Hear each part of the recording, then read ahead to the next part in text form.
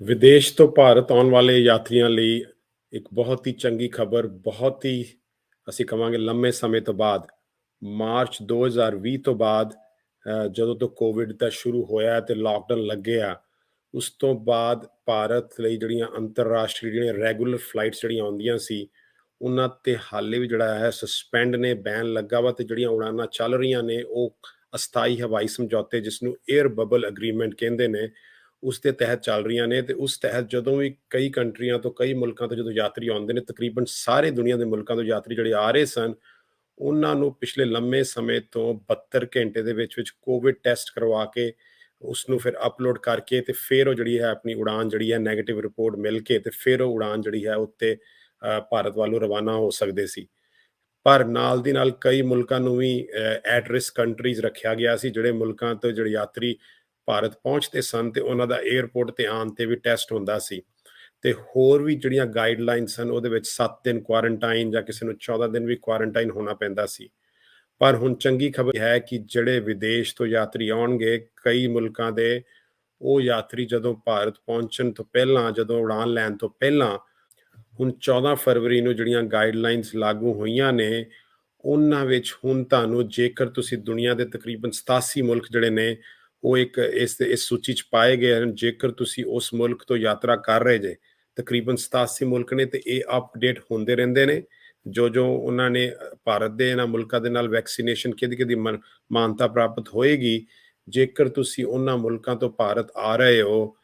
ਜਿਸ ਵਿੱਚ America, Canada, England, UK, ਹੋਰ ਵੀ ਬਹੁਤ ਸਾਰੇ ਮੁਲਕ ਨੇ, ਉਹ ਜੇ ਤੁਸੀਂ ਉੱਥੋਂ ਟਰੈਵਲ ਕਰਨਾ ਵਾ ਤੇ ਤੁਹਾਨੂੰ ਹੁਣ ਆਉਣ ਤੋਂ ਪਹਿਲਾਂ ਆਪਣਾ, ਜੇਕਰ ਤੁਹਾਨੂੰ ਵੈਕਸੀਨ ਲੱਗੀ ਹੈ, ਜੇਕਰ ਤੁਹਾਨੂੰ ਵੈਕਸੀਨ ਲੱਗੀ ਹੈ ਤੇ ਸਰਟੀਫਿਕੇਟ ਤੁਹਾਡੇ ਕੋਲ ਹੈਗੇ ਨੇ, ਤੇ ਤੁਸੀਂ ਸਿਰਫ ਉਹ ਅਪਲੋਡ ਕਰਨਾ ਹੈ। ਹੁਣ ਤੁਹਾਨੂੰ ਜਿਹੜੀ ਵੈਬਸਾਈਟ ਹੈ newdelhiairport.in ਦੇ ਉੱਤੇ ਜਾ ਕੇ ਤੁਹਾਨੂੰ 72 ਘੰਟੇ ਦਾ ਜਿਹੜਾ ਕੋਵਿਡ ਟੈਸਟ ਕਰਵਾਉਣਾ ਪੈਂਦਾ ਸੀ, ਉਹ ਨਹੀਂ ਕਰਵਾਉਣਾ ਪਏਗਾ। ਤੇ ਤੁਸੀਂ ਉਹ ਜਿਹੜੀ ਰਿਪੋਰਟ ਹੀ ਅਪਲੋਡ ਕਰ ਦੋਗੇ ਤੇ ਤੁਸੀਂ ਉਹ ਵੀ ਉਹਦੇ ਤੁਹਾਨੂੰ, ਉਹ ਤੁਹਾਡੀ ਜਿਹੜੀ ਰਿਪੋਰਟ ਹੀ ਹੈ, ਉਹੀ ਤੁਹਾਨੂੰ ਬਸ ਜ਼ਰੂਰਤ ਪਏਗੀ ਉਸਨੂੰ ਅਪਲੋਡ ਕਰਨ ਦੀ, ਤੁਹਾਨੂੰ ਟੈਸਟ ਨਹੀਂ ਕਰਵਾਉਣਾ ਪਏਗਾ। ਦੂਜੀ ਗੱਲ ਜਿਹੜੀ ਉਹਨਾਂ ਨੇ ਕੀਤੀ ਹੈ ਕਿ ਜਿਹੜੇ ਐਟ ਰਿਸਕ ਕੰਟਰੀ ਸਨ, ਜਿਸ ਵਿੱਚ ਇਟਲੀ, UK ਤੇ ਹੋਰ ਮੁਲਕ ਸ਼ਾਮਲ ਸਨ, ਉਹਨਾਂ ਦੇ ਮੁਲਕਾਂ ਦੇ ਯਾਤਰੀ ਜਦੋਂ ਭਾਰਤ ਦੇ ਕਿਸੇ ਵੀ ਹਵਾਈ ਅੱਡੇ, ਭਾਵੇਂ ਉਹ ਅੰਮ੍ਰਿਤਸਰ ਆਉਣ ਸਿੱਧਾ, ਤੇ ਉਹਨਾਂ ਨੂੰ ਪਹਿਲਾਂ ਅੰਮ੍ਰਿਤਸਰ ਜਾਂ ਦਿੱਲੀ ਜਾਂ ਕਿਤੇ ਵੀ ਕੋਵਿਡ ਟੈਸਟ ਏਅਰਪੋਰਟ ਤੇ ਹੁੰਦਾ ਸੀ। ਜੇ ਪੋਜ਼ਿਟਿਵ ਆਉਣ ਤੇ ਫਿਰ ਉਹਨਾਂ ਨੂੰ ਕੁਆਰੰਟੀਨ ਹੋਣਾ ਪੈਂਦਾ ਸੀ। ਨਾਲ ਦੀ ਨਾਲ ਭਾਵੇਂ ਉਹ ਨੈਗੇਟਿਵ ਵੀ ਆਉਣ ਤੇ ਕੁਝ ਮੁਲਕਾਂ ਦੇ ਯਾਤਰੀਆਂ ਨੂੰ ਘਰੇ 7 ਦਿਨ ਕੁਆਰੰਟੀਨ ਹੋਣ ਲਈ ਕਿਹਾ ਜਾਂਦਾ ਸੀ। ਸੋ ਇਹ ਸਾਰੇ ਜਿਹੜੇ ਰੂਲ ਨੇ ਹੁਣ ਚੇਂਜ ਕਰ ਦਿੱਤੇ ਗਏ ਨੇ। ਇਹ ਜਿਹੜੀ ਵੈਬਸਾਈਟ ਹੈ ministry of family and health, ਜਿਹੜੀ ਗਵਰਨਮੈਂਟ ਦੀ ਮਿਨਿਸਟਰੀ ਹੈ, ਉਹਨਾਂ ਨੇ ਨਵੀਆਂ ਗਾਈਡਲਾਈਨਸ ਜਿਹੜੀਆਂ ਜਾਰੀ ਕੀਤੀਆਂ ਨੇ, ਉਹਦੇ ਤਹਿਤ ਜਿਹੜਾ ਹੈ ਹੁਣ ਤੁਹਾਨੂੰ ਉਹ ਟੈਸਟ ਜਿਹੜਾ ਹੈ ਨਹੀਂ ਕਰਵਾਉਣਾ ਪਏਗਾ ਆਉਣ ਤੋਂ ਪਹਿਲਾਂ, ਆਪਣੇ ਜਿੱਥੋਂ ਤੁਸੀਂ ਰਵਾਨਾ ਹੋਵੋਗੇ, ਜੇਕਰ ਤੁਹਾਨੂੰ ਵੈਕਸੀਨ ਲੱਗੀ ਹੈ। ਸੋ ਆਓ ਦੇਖੀਏ ਜੋ ਇਹ ਚੀਜ਼ਾਂ ਉਹਨਾਂ ਨੇ ਦਿਖਾਈਆਂ ਨੇ, ਉਹਦੇ ਵਿੱਚ ਜਿਹੜੀ government of India the health and family welfare ਜਿਹੜੀ ਵੈਬਸਾਈਟ ਹੈ, ਇਹ ਚੀਜ਼ਾਂ ਉਹਦੇ 'ਤੇ ਵੀ ਦਿੱਤੀਆਂ ਗਈਆਂ ਨੇ। ਤੇ ਇਹ ਜਿਹੜੀ ਹੈ 20 ਜਨਵਰੀ ਨੂੰ ਪ੍ਰੀਵੀਅਸ ਗਾਈਡਲਾਈਨ ਸਨ, ਤੇ ਉਹ ਜਿਹੜੀਆਂ ਗਾਈਡਲਾਈਨਸ ਨੇ ਹੁਣ ਉਹ ਖਤਮ ਹੋ ਜਾਣਗੀਆਂ ਤੇ ਨਵੀਆਂ ਜਿਹੜੀਆਂ ਨੇ ਇਹ ਗਾਈਡਲਾਈਨਸ ਹੁਣ 14 ਫਰਵਰੀ ਨੂੰ ਜਿਹੜੀਆਂ ਨੇ ਉਹ ਲਾਗੂ ਹੋ ਰਹੀਆਂ ਨੇ। ਤੇ ਇਹਨਾਂ ਗਾਈਡਲਾਈਨਸ ਵਿੱਚ ਇਹ ਲਿਖਿਆ ਗਿਆ ਹੈ ਕਿ 24 ਫਰਵਰੀ ਨੂੰ ਜਿਹੜੀਆਂ ਗਾਈਡਲਾਈਨਸ, 14 ਫਰਵਰੀ ਨੂੰ, ਮਾਫ ਕਰਨਾ, 14 ਫਰਵਰੀ ਨੂੰ ਰਾਤ ਦੇ 12:01 ਤੇ, ਜਿੱਦਣ 13 ਤੋਂ ਜਦੋਂ ਰਾਤੀ ਹੋ ਕੇ ਤੇ ਫਿਰ 14 ਚੜ੍ਹੇਗੀ, ਤੇ ਇਹ ਜਿਹੜੀਆਂ ਨਵੀਂ ਗਾਈਡਲਾਈਨਸ ਨੇ, ਪਹਿਲਾਂ ਉਹ ਤੁਹਾਨੂੰ ਕਰਨਾ ਪਏਗਾ newdelhiairport.in ਏਅਰ ਸੁਵਿਧਾ ਜਿਹੜੀ ਐਪ, ਜਿਹੜੀ ਵੈਬਸਾਈਟ ਹੈ, ਉੱਤੇ ਜਾ ਕੇ ਤੁਸੀਂ ਜਾਂ ਤੇ 72 ਘੰਟੇ ਦੇ ਵਿੱਚ ਕੋਵਿਡ ਟੈਸਟ ਕਰਵਾਇਆ ਹੋਵੇ, ਤੇ ਜਾਂ ਤੁਸੀਂ ਵੈਕਸੀਨ ਦਾ ਜਿਹੜਾ ਸਰਟੀਫਿਕੇਟ, ਸ਼ਿਕਾਇਤ ਪੂਰਾ ਤੁਹਾਡਾ ਜਿਹੜਾ ਹੈਗਾ, ਉਹ ਤੁਸੀਂ ਅਪਲੋਡ ਕਰਨਾ ਹੈ। ਜੇ ਵੈਕਸੀਨ ਨਹੀਂ ਲੱਗੀ ਤੇ ਫਿਰ ਤੁਸੀਂ ਆਪਣਾ 72 ਘੰਟੇ ਵਾਲਾ ਟੈਸਟ ਕਰਾਉਣਾ ਹੈ। ਪਰ ਇਹ ਜਿਹੜੀ ਸੁਵਿਧਾ ਹੈ ਇਕੱਲੀ ਵੈਕਸੀਨੇਸ਼ਨ ਵਾਲੀ, ਉਹ ਜਿਹੜੇ 87 ਮੁਲਕ ਨੇ ਜਿਹੜੇ ਉਹਨਾਂ ਨੇ ਦੱਸੇ ਨੇ, ਉਹ 87 ਮੁਲਕ ਤਕਰੀਬਨ 11 ਫਰਵਰੀ ਨੂੰ ਜਿਹੜੇ ਨੇ ਇਹ ਅਪਡੇਟ ਕੀਤੇ ਗਏ ਸਨ। ਪਰ ਉਹ 'ਚ ਲਿਖਿਆ ਗਿਆ ਹੈ ਕਿ ਹੌਲੀ ਗਾਂ ਜਿਹੜੇ ਨੇ ਹੋਰ ਅਪਡੇਟ ਹੋਣਗੇ, ਤੇ ਉਹਦੇ ਵਿੱਚ ਆਸਟ੍ਰੇਲੀਆ ਵੀ ਹੈ, ਬੰਗਲਾਦੇਸ਼, ਬਹਿਰੇਨ, ਤੇ ਜਦ ਗੱਲ ਕਰੀਏ ਕੈਨੇਡਾ, ਜਿੱਥੇ ਕਿ ਵੱਡੀ ਗਿਣਤੀ ਵਿੱਚ ਭਾਰਤੀ ਰਹਿੰਦੇ ਨੇ, ਤੇ ਨਾਲ ਦੀ ਨਾਲ ਜੇ ਯੂਰਪ ਦੀ ਗੱਲ ਕਰੀਏ ਤੇ ਉੱਥੇ ਵਿੱਚ ਯੂਨਾਈਟਿਡ ਕਿੰਗਡਮ ਵੀ ਆਉਂਦਾ ਹੈ, ਮਲੇਸ਼ੀਆ, ਸਿੰਗਾਪੁਰ ਜਿਹੜਾ ਹੈ, ਇਹਦੇ 'ਚ ਨੈਦਰਲੈਂਡਸ ਵੀ ਹੈ, ਓਮਾਨ, ਫਿਲੀਪੀਨਸ, ਕਤਰ ਤੋਂ ਵੀ ਜੇ ਤੁਸੀਂ ਆ ਰਹੇ ਜੇ ਤਾਂ ਤੁਹਾਨੂੰ ਜਿਹੜਾ ਹੈ ਉਹਦੀ ਟੈਸਟ ਕਰਵਾਉਣ ਦੀ ਲੋੜ ਨਹੀਂ ਪਏਗੀ। ਸਾਊਦੀ ਅਰੇਬੀਆ, ਫਿਰ ਸਵਿਟਜ਼ਰਲੈਂਡ, ਸਾਰੇ ਮੁਲਕ ਜਿਹੜੇ ਨੇ ਤੇ ਦ ਯੂਨਾਈਟਿਡ ਕਿੰਗਡਮ। ਸੋ ਕਿੰਗਡਮ ਤੋਂ ਵੀ ਜੇ ਤੁਸੀਂ ਆ ਰਹੇ ਜੇ ਇੰਗਲੈਂਡ ਤੋਂ ਤੇ ਯੂਨਾਈਟਿਡ ਸਟੇਟਸ ਆਫ ਅਮਰੀਕਾ, ਪਰ ਇਹਦੇ ਵਿੱਚ ਜਿਹੜਾ ਹੈ UAE ਸ਼ਾਮਿਲ ਨਹੀਂ ਹੈ। ਜੇਕਰ ਤੁਸੀਂ UAE ਯਾਨੀ ਕਿ ਦੁਬਈ, ਸ਼ਾਰਜਾ ਜਾਂ ਇੱਥੋਂ ਆ ਰਹੇ ਜੇ UAE ਤੋਂ, ਤੁਹਾਨੂੰ ਫਿਰ ਟੈਸਟ ਕਰਵਾਉਣਾ ਪਏਗਾ ਭਾਵੇਂ ਤੁਹਾਨੂੰ ਵੈਕਸੀਨ ਲੱਗੀ ਹੋਵੇ। ਸੋ ਇਹ ਜਿਹੜੇ ਕੰਟਰੀਜ਼ ਨੇ, ਇਹਨਾਂ ਤੋਂ ਜਿਹੜੇ ਆਉਣ ਵਾਲੇ ਉਹਨਾਂ ਨੂੰ ਟੈਸਟ ਕਰਵਾਉਣ ਦੀ ਲੋੜ, ਕਰਵਾ ਕੇ ਆ ਸਕਦੇ ਨੇ ਜੇ ਉਹਨਾਂ ਨੂੰ ਵੈਕਸੀਨ ਨਹੀਂ ਲੱਗੀ, ਪਰ ਦੋਵਾਂ ਚੋਂ ਇੱਕ ਚੀਜ਼ ਉਹ ਕਰ ਸਕਦੇ ਨੇ। ਸੋ ਇਹ ਚੀਜ਼ ਜਿਹੜੀ ਹੈ, ਨਵੀਆਂ ਗਾਈਡਲਾਈਨ ਜਿਹੜੀਆਂ ਨੇ, ਇਹ ਭਾਰਤ ਸਰਕਾਰ ਨੇ ਦੱਸਿਆ ਹੈ ਕਿ ਬਿਫੋਰ ਬੋਰਡਿੰਗ, ਓਬਵੀਅਸਲੀ ਜੇ ਤੁਹਾਨੂੰ ਵੈਕਸੀਨ ਨਹੀਂ ਲੱਗੀ ਤੇ ਫਿਰ ਤੁਸੀਂ ਆਪਣਾ ਟੈਸਟ ਕਰਵਾਓ ਤੇ ਜਾਂ ਫਿਰ ਤੁਸੀਂ ਆਪਣਾ COVID-19 ਵੈਕਸੀਨੇਸ਼ਨ ਸਰਟੀਫਿਕੇਟ, ਸੋ ਜਿਹੜਾ ਪ੍ਰਾਇਮਰੀ ਵੈਕਸੀਨੇਸ਼ਨ ਸ਼ੈਡਿਊਲ ਹੈ, ਜਿਹੜਾ ਸ਼ਡਿਊਲ ਹੈ, ਉਹ ਤੁਹਾਡਾ ਪੂਰਾ ਹੋਣਾ ਚਾਹੀਦਾ ਹੈ, ਜਿਸ ਵਿੱਚ ਤੁਹਾਨੂੰ ਮੇਨ ਜਿਹੜੀਆਂ 2 ਵੈਕਸੀਨ ਜਿਹੜੀਆਂ ਲੱਗੀਆਂ ਹੋਣੀਆਂ ਚਾਹੀਦੀਆਂ ਨੇ। ਸੋ ਜੇ ਤੁਹਾਨੂੰ ਏਸਿਮਟੋਮੈਟਿਕ ਜੇ ਉਹ ਦੱਸਿਆ ਉਹਨਾਂ ਨੇ, ਫਿਰ ਜੇ ਤੁਹਾਨੂੰ ਕੋਈ ਸਿੰਪਟਮ ਹੈ ਜਾਂ ਤੁਸੀਂ ਬਿਮਾਰ ਲੱਗਦੇ, ਜੇ ਉਹਨਾਂ ਨੂੰ ਲੱਗਦਾ ਹੈ ਤੇ ਤੁਹਾਨੂੰ ਉਹ ਹੋ ਸਕਦਾ ਉੱਥੇ ਰੋਕ ਵੀ ਸਕਦੇ ਨੇ। ਤੇ ਫਲਾਈਂਗ ਦੇ ਟਰੈਵਲ ਦੇ ਦੌਰਾਨ ਭਾਵੇਂ ਤੁਸੀਂ ਲੈਂਡ ਪੋਰਟ ਤੋਂ ਐਂਟਰ ਕਰ ਰਹੇ ਜੇ, ਭਾਵੇਂ ਸੀ ਪੋਰਟ ਤੋਂ ਕਰ ਰਹੇ ਜੇ, ਜਾਂ ਤੁਸੀਂ ਬਾਈ 에ਅਰ ਕਰ ਰਹੇ ਜੇ, ਜਾਂ ਕਿਸ ਤਰ੍ਹਾਂ ਵੀ ਹੈ, ਤੁਹਾਨੂੰ ਉਹਨਾਂ ਨੇ ਔਨ ਅਰਾਈਵਲ, ਹਾਲੇ ਵੀ ਜਿਹੜਾ ਹੈ ਔਨ ਅਰਾਈਵਲ 2% ਲੋਕਾਂ ਨੂੰ ਰੈਂਡਮਲੀ ਚੈੱਕ ਕੀਤਾ ਜਾ ਸਕਦਾ ਹੈ 에ਅਰਪੋਰਟ ਤੇ, ਜਦੋਂ ਤੁਸੀਂ ਕਿਸੇ ਮੁਲਕ ਤੋਂ ਵੀ ਆ ਰਹੇ ਜੇ। ਪਰ ਜਿਵੇਂ ਕਿ ਇਟਲੀ ਤੋਂ ਜਾਂ UK ਤੋਂ ਜਿਹੜੇ ਲੋਕ ਆ ਰਹੇ ਸਨ, ਜਿਹੜੇ ਖਾਸ ਕਰਕੇ ਜਿਹੜੇ UK ਦੇ ਲੋਕ ਆਉਂਦੇ ਸਨ, ਉਹਨਾਂ ਨੂੰ ਜਿਹੜਾ ਹੈ 에ਅਰਪੋਰਟ ਤੇ ਜਿਹੜਾ ਹੈ ਉਹਨਾਂ ਦੀ ਟੈਸਟਿੰਗ ਹੁੰਦੀ ਸੀ।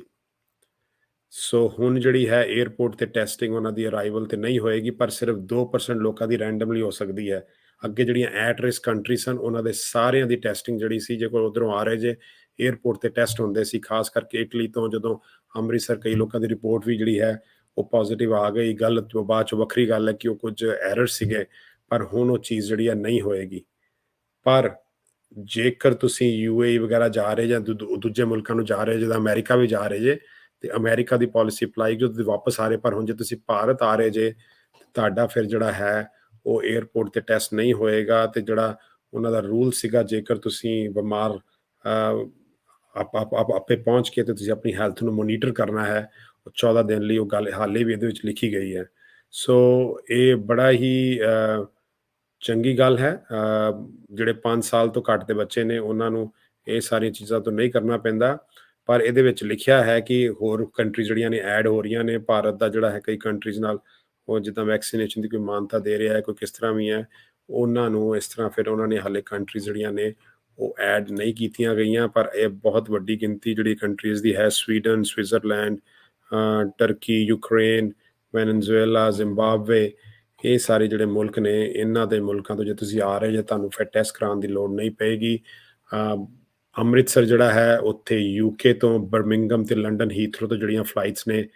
ਉਹ ਚੱਲ ਰਹੀਆਂ ਨੇ ਹਫ਼ਤੇ ਵਿੱਚ ਇੱਕ ਦਿਨ। ਤੇ ਨਾਲ ਦੀ ਨਾਲ ਇਟਲੀ ਤੋਂ ਬਹੁਤ ਸਾਰੀਆਂ ਵਿਸ਼ੇਸ਼ ਜਿਹੜੀਆਂ ਉਡਾਣਾਂ, ਜਿਹੜੇ ਚਾਰਟਰ ਫਲਾਈਟਸ ਜਿਹੜੀਆਂ ਨੇ, ਸਪਾਈਸ ਜੈਟ ਤੇ ਕੁਝ ਹੋਰ ਏਅਰਲਾਈਨਸ ਵੱਲੋਂ ਆਪਰੇਟ ਕੀਤੀਆਂ ਜਾ ਰਹੀਆਂ ਨੇ। ਉਹਨਾਂ ਨੂੰ ਪਹਿਲਾਂ ਅੰਮ੍ਰਿਤਸਰ ਆ ਕੇ ਟੈਸਟ ਕਰਵਾਉਣਾ ਪੈਂਦਾ ਸੀ। ਹੁਣ 14 ਫਰਵਰੀ ਤੋਂ ਉਹਨਾਂ ਨੂੰ ਬੜੀ ਵੱਡੀ ਰਾਹਤ ਮਿਲੀ ਹੈ ਤੇ ਹੁਣ ਉਹਨਾਂ ਦਾ 에ਅਰਪੋਰਟ ਤੇ ਜਿਹੜਾ ਹੈ ਉਹ ਟੈਸਟ ਨਹੀਂ ਹੋਏਗਾ। ਇਹ ਜਿਹੜੇ ਮੁਲਕ ਨੇ ਉਹਨਾਂ ਨੂੰ ਈਵਨ ਉੱਥੋਂ ਹੋਣ ਦੀ ਬਜਾਏ, ਜੇਕਰ ਤੁਸੀਂ UK ਤੋਂ ਆ ਰਹੇ ਜੇ, ਤੁਹਾਨੂੰ 72 ਘੰਟੇ ਦੇ ਵਿੱਚ ਟੈਸਟ ਵੀ ਨਹੀਂ ਕਰਵਾਉਣਾ ਪਏਗਾ ਰਵਾਨਾ ਹੋਣ ਤੋਂ ਪਹਿਲਾਂ। ਉਮੀਦ ਹੈ ਕਿ ਜਿਸ ਤਰ੍ਹਾਂ ਸਥਿਤੀ ਜਿਹੜੀ ਹੈ ਉਹ ਠੀਕ ਹੋ ਰਹੀ ਹੈ, ਇੰਪਰੂਵ ਹੋ ਰਹੀ ਹੈ, ਕੇਸਿਸ ਘਟ ਰਹੇ ਨੇ, ਤੇ ਜਿਹੜੀਆਂ ਹੋਰ ਵੀ ਛੋਟਾਂ ਜਿਹੜੀਆਂ ਨੇ ਉਹ ਦਿੱਤੀਆਂ ਜਾਣਗੀਆਂ। ਖਾਸ ਕਰਕੇ ਜਿਹੜੀਆਂ ਅੰਤਰਰਾਸ਼ਟਰੀ ਉਡਾਨਾਂ ਜਿਹੜੀਆਂ ਰੈਗੂਲਰ ਚੱਲਦੀਆਂ ਸਨ, ਉਹ ਫਿਰ ਤੋਂ ਬਹਾਲ ਹੋਣਗੀਆਂ। ਤੇ ਜਿਹੜੀ ਸਾਡੀ ਸਾਰਿਆਂ ਦੀ ਵਿਦੇਸ਼ ਤੋਂ ਖਾਸ ਕਰਕੇ ਜਿਹੜੇ ਲੋਕ ਰਹਿੰਦੇ ਨੇ, ਉਹ ਭਾਰਤ ਜਾਂਦੇ ਨੇ, ਪੰਜਾਬ ਨੂੰ ਜਾਂਦੇ ਨੇ, ਉਹਨਾਂ ਦਾ ਸਫ਼ਰ ਫਿਰ ਤੋਂ ਸੁਖਾਲਾ ਹੋਏਗਾ। ਉਹ ਜਿਸ ਤਰ੍ਹਾਂ ਜਿਹੜੀ ਸਟ੍ਰੈਸ ਹੈ ਹੁਣ ਟਰੈਵਲ ਦੀ, ਕਿ ਹਾਂਜੀ ਇੱਥੇ ਪਹੁੰਚ ਕੇ ਇੱਥੇ ਟੈਸਟ ਹੋਣਾ ਹੈ, ਜਾਂ ਇੱਥੇ ਪੋਜ਼ਿਟਿਵ ਆ ਜਾਣਾ ਹੈ, ਜਾਂ ਕੁਆਰੰਟੀਨ ਹੋਣਾ ਹੈ, ਉਹ ਸਾਰੀ ਕੁਝ ਘਟੇਗੀ। ਤੇ ਆਓ ਇਸੇ ਤਰ੍ਹਾਂ ਉਮੀਦ ਕਰਦੇ ਹਾਂ ਕਿ ਅੱਗੇ ਜਾ ਕੇ ਜਿਹੜਾ ਹੈ ਪੂਰੀ ਦੁਨੀਆ ਵਿੱਚ ਫਿਰ ਤੋਂ ਜਿਹੜੀ ਹੈ ਇਹ ਜਿਹੜੀ ਕੋਵਿਡ ਦੀ ਮਹਾਮਾਰੀ ਹੈ, ਇਹ ਜਲਦ ਤੋਂ ਜਲਦ ਖਤਮ ਹੋਏਗੀ। ਤੇ ਫਿਰ ਤੋਂ ਜਿਹੜੇ ਸਾਰੇ ਸਕੇ ਸੰਬੰਧੀ ਨੇ, ਰਿਸ਼ਤੇਦਾਰ ਨੇ, ਉਹ ਇੱਕ ਦੂਜੇ ਨੂੰ ਮਿਲ ਸਕਣਗੇ ਬਿਨਾਂ ਕਿਸੇ ਰੁਕਾਵਟਾਂ ਦੇ। ਸਾਡਾ ਜਿਹੜਾ ਪੇਜ ਹੈ ਫੇਸਬੁੱਕ ਦਾ, ਫਲਾਈ ਅੰਮ੍ਰਿਤਸਰ ਇਨੀਸ਼ੀਏਟਿਵ, ਜ਼ਰੂਰ ਉਸਨੂੰ ਜੁਆਇਨ ਕਰੋ। ਟਵਿੱਟਰ ਤੇ ਵੀ fly Amritsar, Instagram fly Amritsar initiative, ਤੇ ਪੇਜ ਵੀ Amritsar airport connecting the world, ਜ਼ਰੂਰ ਉਸਨੂੰ ਫੋਲੋ ਕਰੋ। ਜੇ ਸਬਸਕ੍ਰਾਈਬ ਕਰੋ YouTube ਨੂੰ ਤੇ ਤੁਹਾਨੂੰ ਹੋਰ ਵੀ ਜਿਹੜੀ ਜਾਣਕਾਰੀ ਉੱਥੋਂ ਮਿਲੇਗੀ। ਸੋ ਇਸੇ ਤਰ੍ਹਾਂ ਜੁੜੇ ਰਹੋ। ਆ ਕੋਸ਼ਿਸ਼ ਕਰੀਏ ਕਿ ਅੰਮ੍ਰਿਤਸਰ ਜਿੰਨਾ ਅਸੀਂ ਵੱਧ ਤੋਂ ਵੱਧ ਫਲਾਈਟਸ ਜਿਹੜੀਆਂ ਨੇ ਉੱਥੋਂ ਲੈ ਸਕੀਏ, ਜਾਂ ਅਸੀਂ ਵੀ ਫਲਾਈ ਅੰਮ੍ਰਿਤਸਰ ਇਨੀਸ਼ੀਏਟਿਵ ਵੱਲੋਂ ਕੋਸ਼ਿਸ਼ ਹੈ ਕਿ ਵੱਧ ਤੋਂ ਵੱਧ ਫਲਾਈਟ ਸ਼ੁਰੂ ਹੋਣ, ਤਾਂ ਜੋ ਅਸੀਂ ਪੰਜਾਬ ਨੂੰ ਇਸ ਪੰਜਾਬ ਦੇ ਸਭ ਤੋਂ ਵੱਡੇ ਹਵਾਈ ਅੱਡੇ ਨੂੰ ਹੋਰ ਅੱਗੇ ਲੈ ਕੇ ਜਾ ਸਕੀਏ, ਤੇ ਪੰਜਾਬ ਨੂੰ ਹੋਰ ਖੁਸ਼ਹਾਲੀ ਵੱਲ ਜਿਹੜਾ ਹੈ, ਖਾਸ ਕਰਕੇ ਜਦੋਂ ਹਵਾਈ ਅੱਡੇ ਨੂੰ ਫਲਾਈਟਸ ਚੱਲਦੀਆਂ ਨੇ ਜਾਂ ਹੋਰ ਵੀ ਚੀਜ਼ਾਂ ਨੇ, ਤੇ ਓਬਵੀਅਸਲੀ ਇੰਪਲੋਇਮੈਂਟ ਮਿਲਦੀ ਹੈ, ਜਿਹੜੀ ਇਕੋਨਮੀ ਹੈ ਉਹ ਵੀ ਇੰਪਰੂਵ ਹੁੰਦੀ ਹੈ, ਤੇ ਨਾਲ ਦੀ ਨਾਲ ਜਿਹੜਾ ਹੈ ਕਾਰਗੋ ਦੇ ਵੇਸ ਤੇ ਵਪਾਰੀਆਂ ਨੂੰ ਜਿਹੜਾ ਹੈ ਇਸ ਦਾ ਬਹੁਤ ਫਾਇਦਾ ਪਹੁੰਚਦਾ ਹੈ। ਸੋ ਆਪ ਸਭ ਦਾ ਜੁੜਨ ਲਈ ਬਹੁਤ ਬਹੁਤ ਧੰਨਵਾਦ। ਕੋਈ ਵੀ ਜਾਣਕਾਰੀ ਹੋਵੇ ਜਾਂ ਲੈਣੀ ਹੋਵੇ, ਕਮੈਂਟਸ ਜ਼ਰੂਰ ਪਾਓ, ਫੀਡਬੈਕ ਜ਼ਰੂਰ ਦਿਓ, ਤੇ ਜੇਕਰ ਤੁਸੀਂ ਕੋਈ ਤੁਹਾਨੂੰ ਸਵਾਲ ਵੀ ਹੈ ਤੁਸੀਂ ਸਾਨੂੰ ਮੈਸੇਜ ਵੀ ਕਰ ਸਕਦੇ ਹੋ, ਸਾਡੇ ਫੇਸਬੁੱਕ ਤੇ ਜਾਂ ਈਮੇਲ ਕਰ ਸਕਦੇ ਹੋ flyamritsarairport@gmail.com, ਜਾਂ ਵੈਬਸਾਈਟ flyamritsarairport.com ਜਾਂ flyamritsar.org। ਬਹੁਤ ਬਹੁਤ ਧੰਨਵਾਦ।